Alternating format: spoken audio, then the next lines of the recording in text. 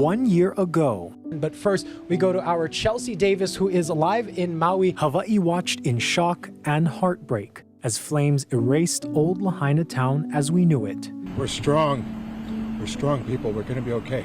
That's what's important, is that we're all sticking together.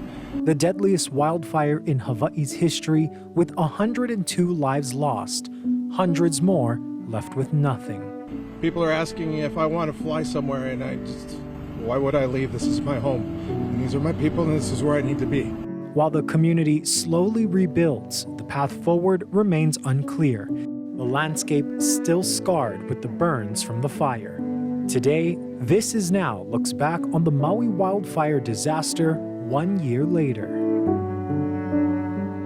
Aloha and thank you so much for joining us here on This Is Now. It is a somber day for Hawaii. It was just 1 year ago around this time that fires were burning on Maui. Now, we worked quickly to try and get the scope of the flames, and as the day went on, the wind-whipped fire just grew more and more intense. For the rest of the world, the severity of the Lahaina disaster wasn't realized until the next morning as horrific images and heartbreaking stories slowly emerged. Today, a year later, we reflect on that tragic day while looking forward to what's to come. Our team is coming together with special coverage. Our Daryl Huff will join us live here in the H&N Digital Center in a few minutes. But first, we go to our Chelsea Davis, who is live on Maui at a paddle out there. Aloha, Chelsea. Aloha, Dylan and Ash. Yes, I am on the Teralani in the water just off of Hanako'o'o Beach Park in Lahaina. Locals know this beach as Canoe Beach. And just a little while ago, and I want to say mahalo nui to Keone with McKenna Coast Charters for bringing us out here, allowing us to witness and participate in this incredibly special and important moment. Now, as you can see behind me, there are still several people out here in the water. I'm going to actually step out of the way so you can see it a little bit better.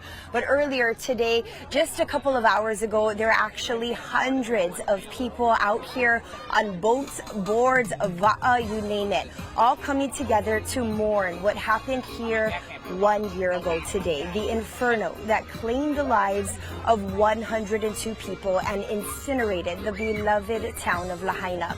Now, earlier, I spoke with Vanessa Keau, who came to honor her mother, 83-year-old Gwendolyn Kanani Puo. Show everybody, the love for Lahaina, and just being supportive of everything and being here for my mom too. She was a tough cookie, but she was the most sweetest person ever, and I miss her very dearly. It's been a long year, just dealing with everything. But, with the strength of God that helped me through everything, family and friends. Mom, I love you. We have you in our hearts. I love you forever. I love you. Aside from the hundreds out in the water, hundreds more watched from shore. There was also a flower drop, and despite the immense sadness that comes with this day, many people cheered to celebrate the resilience of the Maui people. This event also includes messages of hope, prayers, and music. Now, this is just one of the many events happening today to honor the victims and the survivors of the firestorm last August. And for a full list of those events, we have it posted on our website at hawaiinewsnow.com. Reporting live from the Teralani offshore of Hanako'o'o Beach Park in Lahaina, I'm Chelsea Davis for Hawaii News Now. Dylan Nash, back to you. Thank you so much, Chelsea. And we want to take a moment to ask you some questions. Now, living on Maui, this is your community. You were born and raised there, and you actually get to hear from the people in that community every single day. 1 year later, how are they doing, and what do they still need? Thank you so much for asking that question, because a year later, they still need help. I've heard it from time and time again. Now, although there is immense progress and government officials are happy about the progress that they're making, especially with clearing out the debris, clearing out those lots in Lahaina, but the locals that I've spoken with, especially those locals who are born and raised, Ohana, who have been here for generations, they tell me that they still need help rebuilding. It is incredibly expensive to live out here, as we all know, and so many of them cannot afford to rebuild their homes that they already have, and so many of them have made the difficult decision to leave, to pack up their belongings and leave off island. You know, you hear estimates there are up to 4,000 people who have left Maui since the fires, and so I've heard that from so many people that they need help rebuilding, and I know county, state, and federal leaders are working hard to create more affordable housing for them, but there is still definitely a desperate need for that out here. And Chelsea, you were the first, because you are from there and our Maui correspondent, you were the first on the ground, the first on the scene when this all happened. What are you reflecting on personally today, from what happened a year ago? Yeah, it's such a difficult question to answer because I have so many emotions. I'm sure like so many others of you out there watching, so many people out here, we're all in different phases of our grieving process. Of course, I'm sad. I'm grateful to be here and to be surrounded by my friends and my family and my loved ones, and I'm just so honored and grateful to have the job that I have, able to move back home, to be back home, reporting, telling the stories about the community that I love so much, and helping out the people that I love so much. So it is a somber day, but like so many other people too, I want to celebrate those who have passed away, the survivors, and as I mentioned earlier, just the resilience of all the people here on Maui. All right, our Chelsea Davis there on Maui at the paddle out. Chelsea, we thank you so much for all your reporting there since the fires happened and, of course, over the last year. All right, we'll check in with you soon, Chelsea. Yeah, Chelsea was definitely called home for a reason. She was. All right, turning now to the government response today. There was a press conference earlier today with government officials and FEMA giving an update on recovery efforts. We're joined now by Daryl Huff with an update on that. What can you tell us, Daryl? Well, Ash and Dylan, I'm a hard-edged reporter. I've gone to a lot of press conferences, and I've asked a lot of hard questions, especially in the last year. But today was a day to be positive, and I think that the politicians, the Biden administration officials were there, the congressional delegation was there, of course, the mayor, the governor, all there, and it was really a day to commemorate the resilience of the people of Maui, of Kula, Lahaina, but really the whole island was impacted dramatically by this and has suffered and basically persevered for this year. And from what Chelsea was talking about, Chelsea is a true hero of journalism here for us. And what these folks at the press conference talked a lot about was memorializing the 102 people who died, but then this isn't like a death anniversary. In Hawaii, we celebrate the 1-year anniversary of people dying. Lahaina didn't die. We're looking ahead, and a lot of the press conference was about that. And I think that of all the people who spoke today, one of the more inspiring was Congresswoman Jill Takuda, who represents Maui and has been very active in supporting Lahaina. And this is what she had to say, and I thought it was very touching. You are never alone. You are never alone. Even right now, as we stand here, there are 102 angels looking down on us right now, supporting us, lifting us up, guiding us in what we do. And in that way, I am so grateful. You could even see Governor Green sort of wiping the tears from his face when he was hearing that, and there was a lot of that today. Even among all of us who covered it. The other thing, looking forward to, what the government had to do, there's a lot of talk about what government has accomplished in the last year, and they have accomplished a lot. You got to give them credit. But this was the easy part. They knew what they had to do. They had to house people. They had to clear out the land, get it cleaned up. They did it all ahead of schedule. A credit to them, a credit to the tremendous resources that were put on this goal, but there is so much heavy lifting still to do, and there was some talk about that today. Talk about restoring Moku'ula, which sounds nice and simple, but that's a big piece of land in the middle of Lahaina with private, public property. Today, the state announced that it was transferring the land to the county, but when Mayor Bisson was asked, well, how long is this going to take and what it's going to cost, he goes, I don't know. It's a really big deal. There'll be land swaps involved, purchases of land, and that's just for one part. There's many more things to go. And can I share a quick personal story? I don't know if you guys mind. Yes, please. So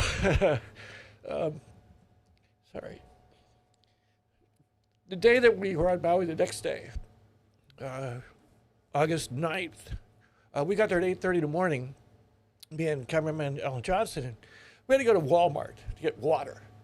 We got there, and there were thousands of people in the Walmart parking lot, thousands of them. And because, keep in mind, all of West Maui got abandoned pretty much. They were scattered in two directions, up toward Ka'anapali and into town with no real place to go. So they wandered around, and then people were discovering the Walmart parking lot is open. So you go to Walmart, and they put out porta potties and hand washing stations. They opened the bathrooms inside. They give a lot of credit to the Walmart people, which was really sweet. We heard a lot of terribly scary stories there. And then the next place we went, this is what I wanted to mention, was we went to Maui High School. And that was one of the first shelters. And there was this pile of diapers and food and clothes and blankets just developing.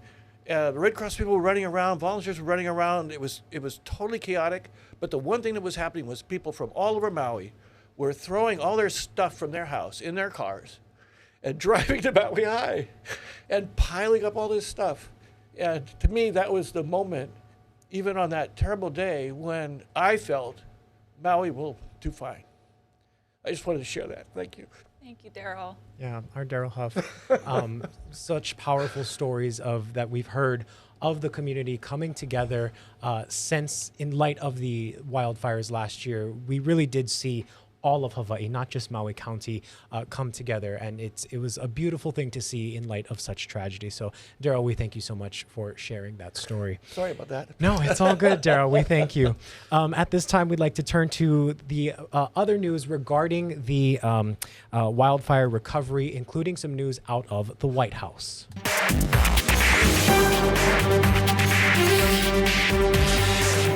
The Lahaina wildfires also remains on the mind of President Biden. In a letter released this morning, the Biden administration pledged its ongoing support for the recovery efforts. Biden recalled visiting Maui nearly 1 year ago with the First Lady and the profound impact that visit left on them. He wrote in the letter, quote, "We said a silent prayer before your beloved banyan tree, which had been charred by the flames but was still clinging to life. That sacred tree still stands today. Its new growth reflects the strength and resilience of your community." End quote. He also acknowledged the first responders and community members that came together to help one another.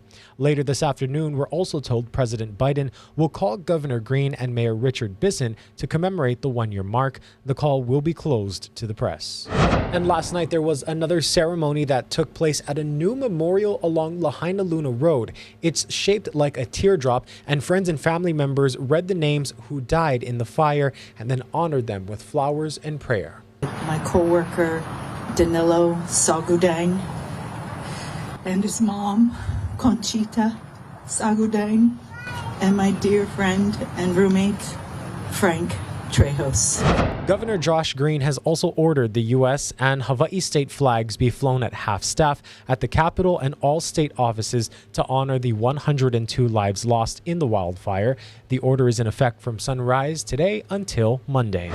Over the last year, we've talked to a number of people who lost their homes and businesses, including Tana Swanson, who lost both at once.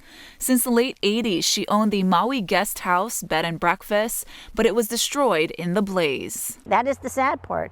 But my home is here. The last 40 years of my life is here.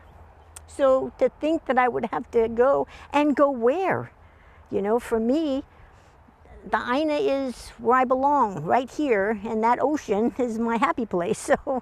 So that's my life. And at close to 70 years old, I want to live and die here. So I'm looking to stay, and I'm going to try to dig deep, and I want all my neighbors to stay. So I'm going to try to fight for them to keep their property whichever way we can. And if it's with the government, FEMA, whatever, we're going to look at every avenue. None of us want to leave. Tana, like so many other people who lost everything they owned, are in sort of a limbo. As she fights to rebuild, she worries about how long she can wait. Meanwhile, more small homes are ready for survivors. A blessing was held yesterday for 4 new units in La'iku Village on Lahaina Luna Road. By September, the $4 million project will have 16 furnished homes. Governor Green, Mayor Bisson, and other officials met with the families who began moving in last month. This is our 6th move, so hopefully we're hoping it'll be our last until it's time to rebuild. Now we have a property. Instead of spending $6,000 or $7,000 times 12 months, not efficient. La'iku is on state land near the Lahaina bypass. The rent is $1,750 per month, but families can get subsidies to offset the cost. In upcountry Maui, a luncheon is being held today for residents impacted by last year's fire. Casey Lund reports from Pukalani. Aloha from Pukalani and the Upcountry Aloha Luncheon happening here at the community center. The governor made remarks, but something also is very interesting taking place here, and that is homeowners are being educated. We're here with Sarah Takula. She's with the Kula Community Watershed. Sarah, this is a great opportunity to educate folks. Tell us a little bit about what Joe and Henry are doing over here. Sure. So what you see here is a seed ball making setup with koa trees that are descended from the area of Kula where the fires took place in August. And these seed balls will be deployed into the Kula Fire Restoration Project, where we're restoring the burn scar there along Pohakuokala Gulch. And as devastating as August 8th last year was, it really is important we take an opportunity to learn and educate folks. And restoring native species is a huge part of that, correct? Yeah, so the fuel for the fires that happened last year, they were an invasive tree called Australian black wattle. They dry out the land and contribute to the fire in that way. They make it really, really dry. So the native trees actually hold water in the land and create humidity, which is a great defense against fire. Yeah, the more water, the better, of course. And today also happening for the wildfire survivors, those who lost homes, a more intimate private ceremony where they'll be doing some planting, right? Yeah, we'll be planting a location that was the first place that the Kula Community Watershed Alliance funded to stabilize. We have to think about stabilizing and protecting the land before we plant after a fire. Very good. Sarah, thank you so much for being with us today and for all that you folks are doing. Again, this is the scene here at Upcountry Aloha Luncheon. There are things happening all over this community as we mark 1 year since those devastating wildfires on August 8th, 2023. Reporting in Pukalani, I'm Casey Lund. We'll send things back to you for now. Thank you so much, Casey. Like we mentioned, our teams are spread out across the state today to cover all of these moving tributes. And at this time, we'd ask that you'd join us in a moment of silence as we honor those victims who died in the Lahaina wildfires.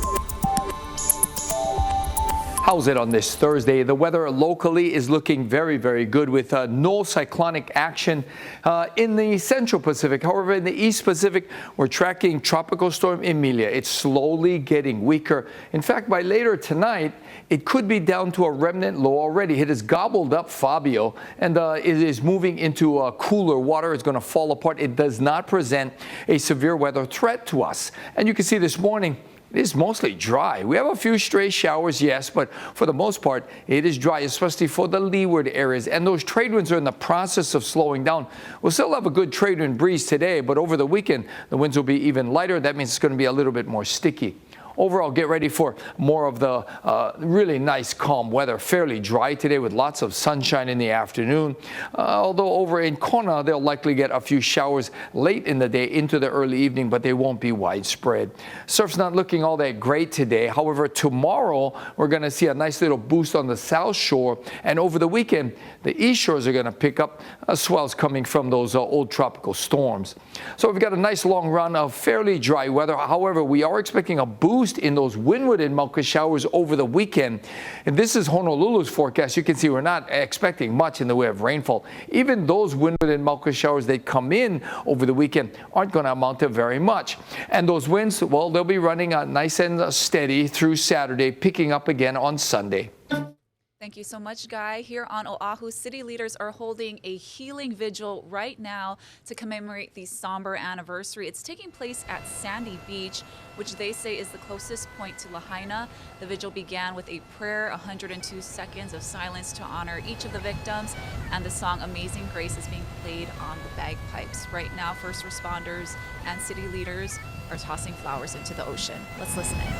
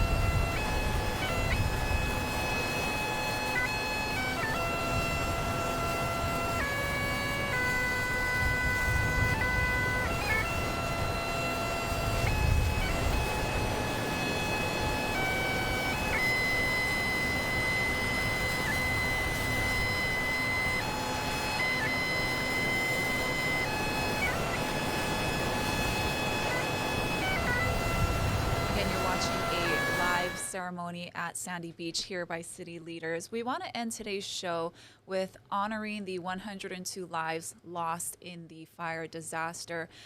Thank you for watching. We'll have more coverage, of course, on air and online.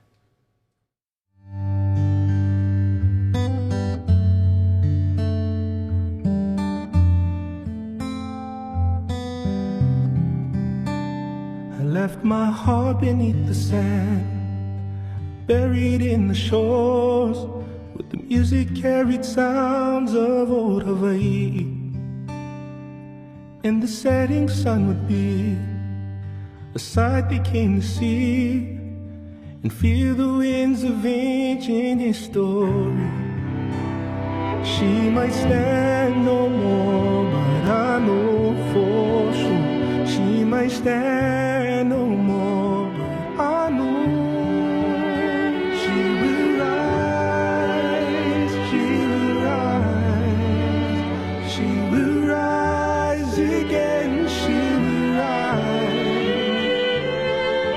sun is sure to shine, like the ocean's changing tide. But till that day, my heart is in the sands of old Lahaina.